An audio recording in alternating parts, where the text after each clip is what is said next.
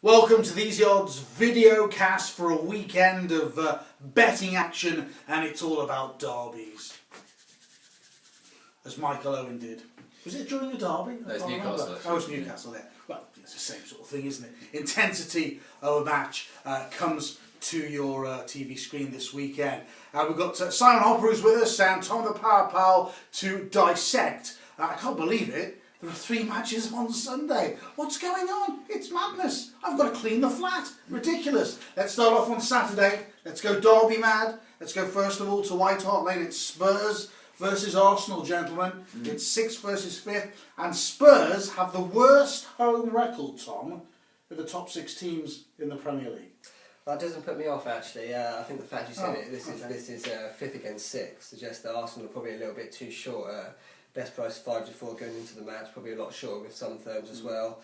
I know their recent form is good, but it's not good enough to warrant being such a short price away to a team that are just 2 points ahead of them in the league so far this season. Spurs' form is also pretty decent as well. 6 league wins and 8. No home league loss since November the 9th. And player for player, I don't think they're too far off Arsenal at the moment. Arsenal have got quite a few injuries. I just think there's such little between them. I'm not saying that Arsenal can't win the match. Of course they can. There's very little between them, as normally there isn't. Is there between these two sides every season? So I just simply back the home team at a much bigger price. You can get Spurs to win at 5-2, and I think that's a much better option than simply backing Arsenal here. Here's one for you. Would you rather have Harry Kane or Olivier Giroud? I can't believe you're hesitating with that answer. Yeah, come on, definitely Harry Kane. Harry Kane. Harry Kane. Apparently he had a pay rise this week, and he's still only on 35 grand a week. That's ridiculous. It's a bit of a bargain, isn't it, for a striker of his calibre? That is ridiculous. He'll be making films next, won't he?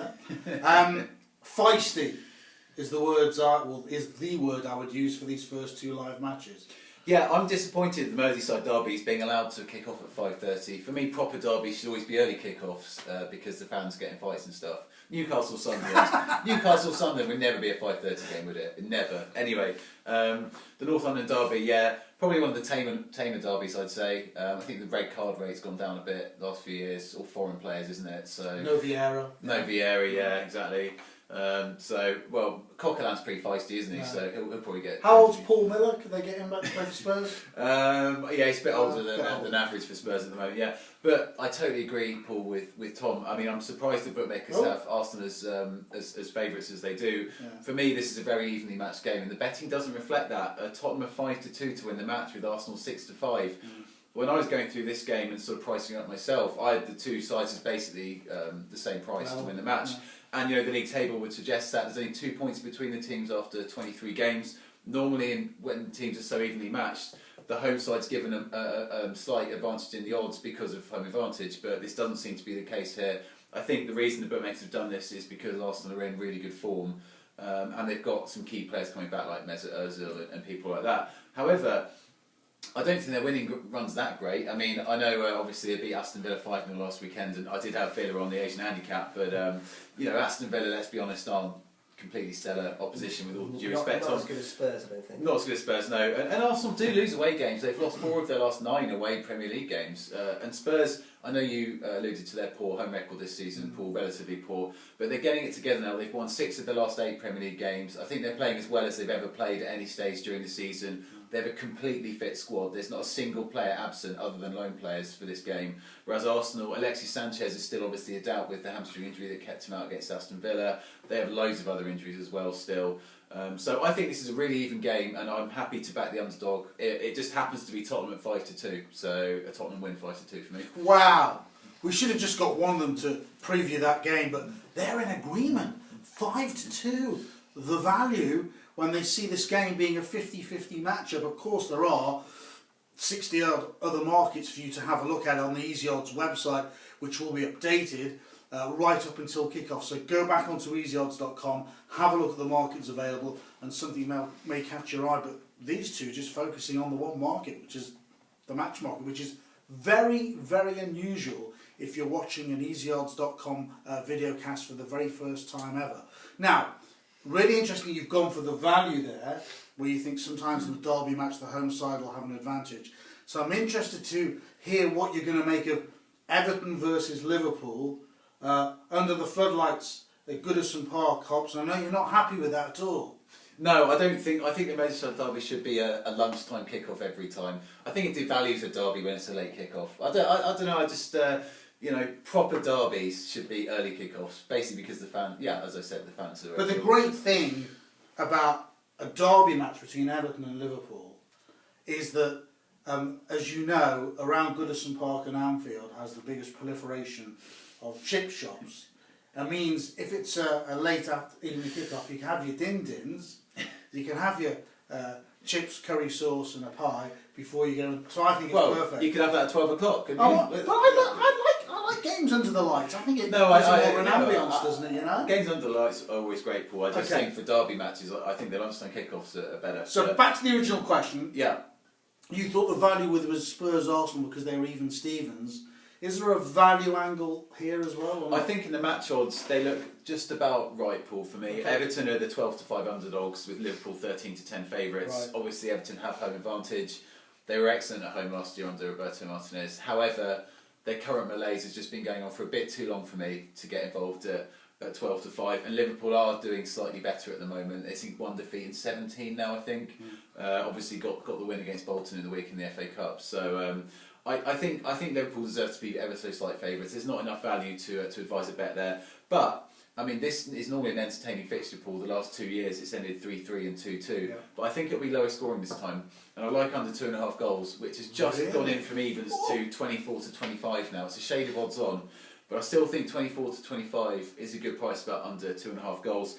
Basically, I know Everton's defence has been poor this season, but the last few games they've just been a bit more resolute, and I think Roberto Martinez has just started to rein in his tactics a little bit, just to make you a bit more compact. The 1-0 win at Crystal Palace is probably a good example of that last time out, where Lukaku scored really early and you held on. In fact, you've only conceded 1 goal. Well, Everton fan, obviously. You guys have only conceded 1 goal in your last 3 league games. Liverpool are also very tight at the back now with their 3 at the back system, which is working really well for them. They've kept clean sheets in their last 3 successive Premier League games. So both defences are working a lot better than they were at the start of the season. So I think the stats overall for the season can be discounted a little bit. I'm more interested in what's happening at the moment. The only doubt for me over this bet is Daniel Sturridge coming back. He's been on the bench twice now, the last 2 games. Scored a lovely goal against West Ham, obviously.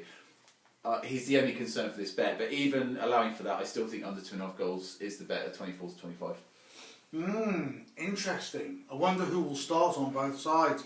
I wonder if Martinez will start Lennon and he'll go for the jugular. I think this is a game that both teams feel they can possibly win, but Tom, the worry for Everton fans, or those of you who want to bet on an Everton home win, is they've only yielded 14 points from 33 at Goodison this season, which is a huge worry. Yeah, it is. It's usually Fortress at Goodison Park, isn't it? And the form's not particularly good at all, is it? No. 1 win in 9, not great. Because I was tempted to back Everton looking at Liverpool's price. Thought it was maybe a little bit too short on first looking at it, but Everton's form is just too poor. Interestingly enough, Liverpool are a bigger price to win at Everton than Arsenal are to win at Spurs, which is crazy really when you look at Liverpool are so much further ahead of Everton in the table than Arsenal and Spurs are, which is absolutely crazy. So I think a few people will be backing Liverpool to win the match, and you can't really argue too much of that. But Paul, you will be delighted to know that I am at loggerheads with Simon in this one. Directly as well. I think over 2.5 goals is a little bit of value here at 10 to 11. Just looking back at the recent Merseyside derbies, they're always high-scoring matches. 5 of the last 7. Last year we saw a 4-0 and a 3-3. So could have gone over 3.5 last year. Everton, admittedly, have gone unders in every single one of their matches in 2015. Ignore that because that doesn't help me whatsoever. Because Liverpool have gone overs in 7 of the last 11 matches. They're scoring a lot of goals at the moment. They went overs in midweek, albeit only after Bolton went down to 10 men. Really ruined my bet as well. I don't like Neil Dans at all after what he did in midweek, because I had unders in that game. Sturridge is back, as Simon said. No, I think he'll start this game. I think they'll put him straight to the starting 11, because I don't think Sterling playing through the middle works particularly well. And I just think it's a decent option here. I think there'll be goals in the game. Both teams will go for it. And so I'm directly against Simon, which I know you love. And the other theory is that Liverpool really have to continue their winning run to stay on the tailcoats of those teams in the Champions League places. They can't really afford to give up ground, especially when you think they've got the Europa Cup coming up very shortly, restarting again. So they have to stay in touch. Okay, that's Everton versus Liverpool. Amazingly, Sunday, I don't know what it's all about, 3 live matches on a Sunday on Sky Sports, which when I came into the studio I had to check with you guys, and it very rarely happens. I mean, it's madness, isn't it? I mean, how many bags of cheese and onion am I going to go through all the way through to the end of that? I really am worried I'll have to buy grapes instead. Let's start off at Turf Moor. It's a lovely little ground. Went there on Boxing Day. Fantastic atmosphere there. It's Burnley versus West Brom, Tom. 17th versus 15th here. West Brom only 6 goals on their travels, the joint second worst in the Premier League. Yeah, but I think that's picked up a little bit of late under Pulis, so they're scoring a few more goals. The only reason I got interested in this game is because these teams are either side of Villa, so I don't actually know what I think in this game. I suppose I probably prefer West Brom to win because I'm always looking behind me at the moment. But again, I almost backed the underdogs here. I thought West Brom were probably a decent price at just bigger than 2-1, but actually looking at Burnley's home form, it's not too bad really. They've only lost 2 of their last 8 matches, so they're a much more difficult team to beat at Turf Moor at the moment. So I left the match betting alone, and I actually like the look of both teams to score in this one. Okay. Best price 21-20. I think a lot of people will look at this and just immediately assume that this is going to be a boring game. This is Burnley against West Brom. It's 2 lower in the table teams, so it's not going to be very good. But don't be fooled by the fact that the match does not look good on paper. These sides leaked 5 goals between them last weekend, so they have a lot of trouble in keeping clean sheets. Yeah. Burnley had scored 6 of their last 6 matches prior to failing to score at Sunderland last weekend, including 2 goals at Man City at the end of last year, 3 in a really entertaining draw at St James's Park not too long ago. And they've twice been to White Hart Lane recently, and they scored twice in the League Cup when they in the FA Cup when they lost 4-2, and lost 2-1 in the Premier League as well. So they've scored at some big grounds so far. West Brom should have scored against Spurs last week. I have no idea how they didn't manage to score in that game. Lloris was in inspired form in that match. But they have scored in 10 and 5 under Pulis. Admittedly, 7 of those are against Gateshead, but at least they are scoring goals again, and he's managed to get Victor Anichebe scoring goals, so he's a genius. So he's an absolute genius who's managed to do that. 3 of the last 5 away matches have seen both teams score, and I expect it again on Sunday. Okay, fair enough. Talking about Victor Anichebe, I once bumped into him. Went flying. He's a big man. He's Victor, lovely guy, very sort of mild mannered and softly spoken, but he took me out big time. Burnley versus West Brom. One of the key players here, Danny Ings, has had his eye taken off the ball, hasn't he? He showed it last week when it was taken off.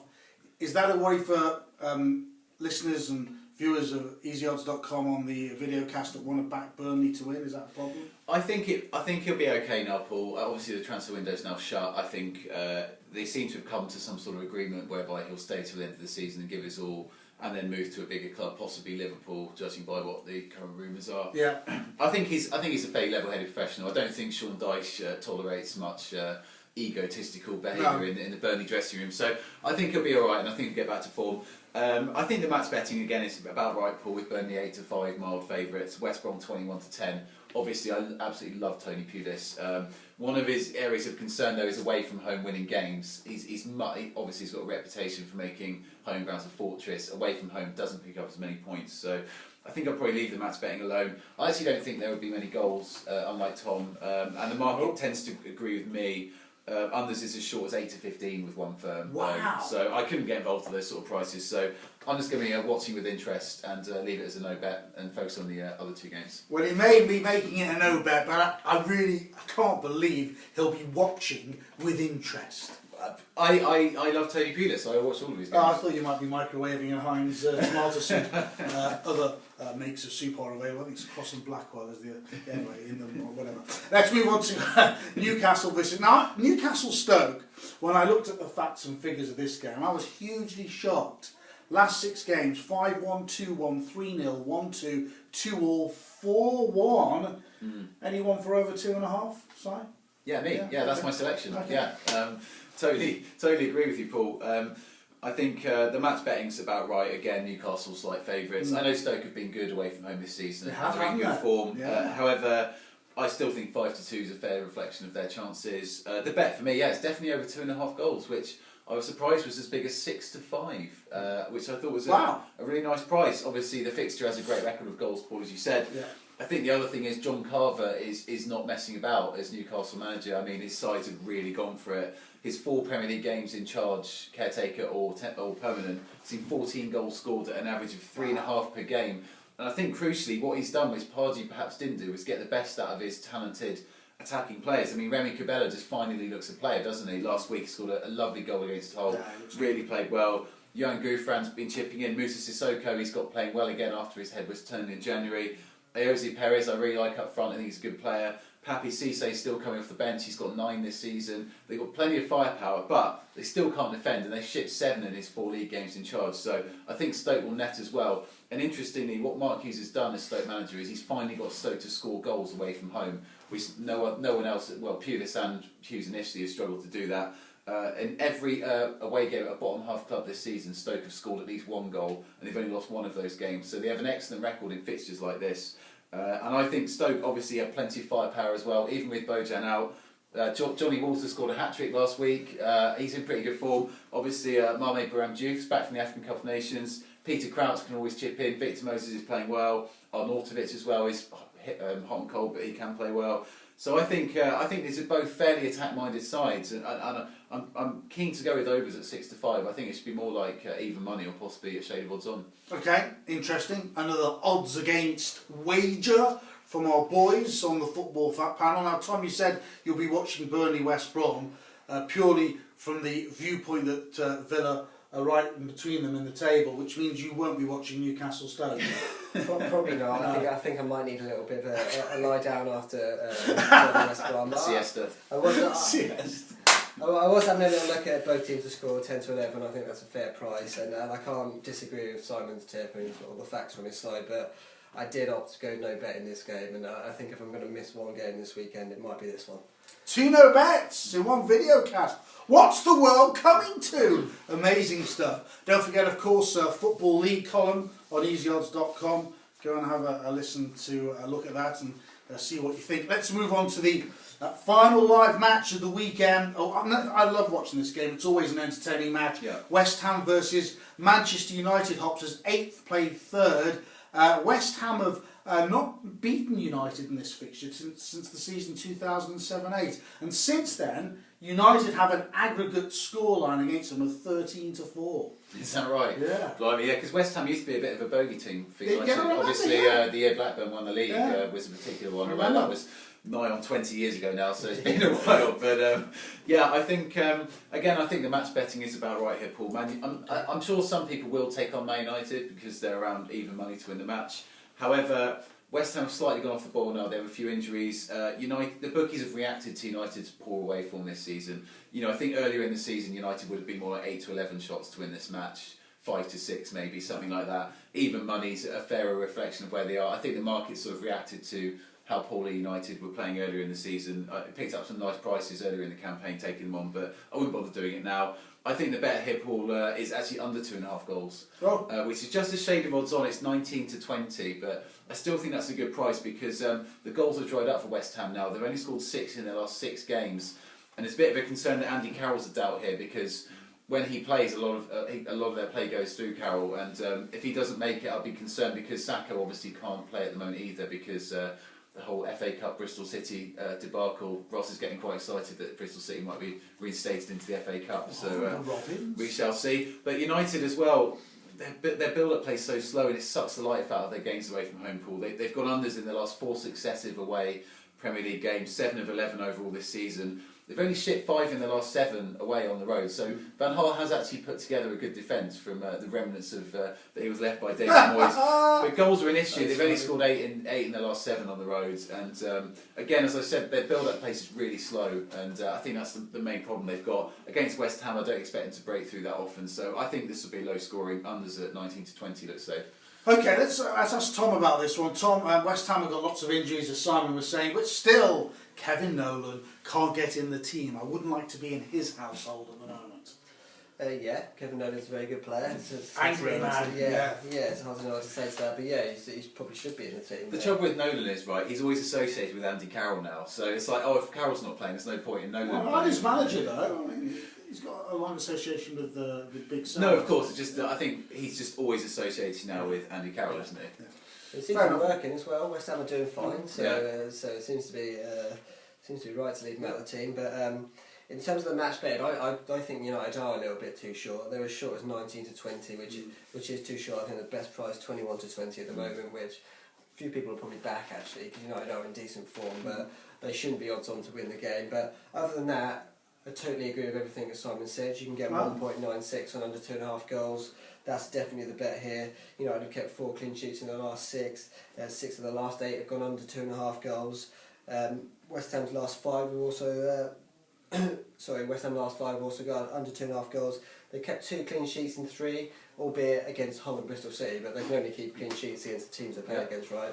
And the other match where they conceded 2 goals, they lost 2-0, so the last 3 have gone into 2.5 goals as well. It's the best bet in this game, definitely. There's certainly no guarantee of goals, so under 2.5 goals for me as well. I can't believe 2 agreements in one video cast between these boys. They'll definitely not agree on the best bet. Definitely not. Hops, where are you going? My best bet, Paul. It's a non-TV game. It's Aston Villa Chelsea, and I'm going back to Villa. Aston Villa plus a half on the Asian handicap, which is the best price 51 to 20.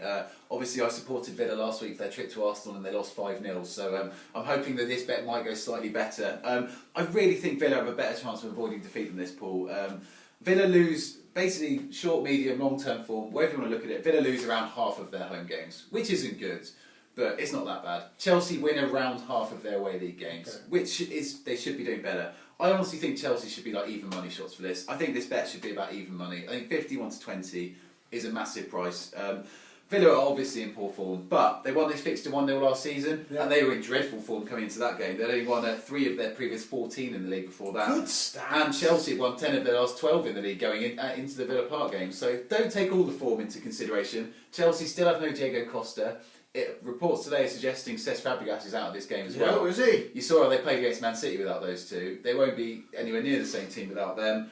Chelsea have only won 2 of their last 6 on the road. They slipped up with loads of pretty average teams, including Newcastle and Sunderland. So Villa plus half Asian handicap, 51 to 20. Cool. Have you ever seen Hops so enamoured by a best I'm bet? passionate about this bet. And I have to say, I think he's been a bit contradictory because in all the years we've been doing podcasts and videocasts here on easyodds.com, you have always said to me, I don't really care about team news. It's not all really that. But obviously, these are 2 football players. It's not pivotal players. It's not as important as people think, but it's a little bit important.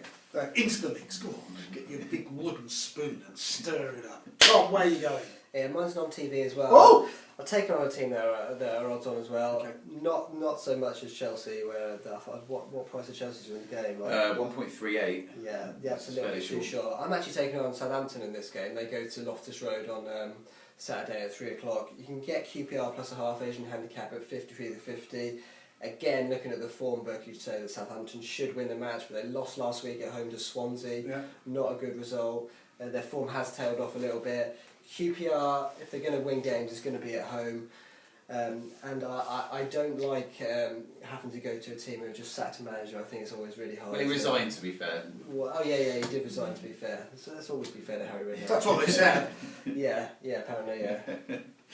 Jumped before he was pushed. But I'd simply take on Southampton here. I think they look too short odds on. So QPR plus a half, 53 to 50. 2 non-TV games is the best bets on the Premier League Easy Odds videocast. I cannot believe it. I'm going to have to go out and lie down. Don't forget, of course, the Lounge podcast with you. There's PJ and Dunkley on a big weekend of horse racing. It is, of course, Super Saturday at Newbury as well. So have a look at those videocasts. So have a cracking weekend. Enjoy the derbies. And if you can get through the marathon on Sunday, betting-wise, you're a better man or woman than these 2.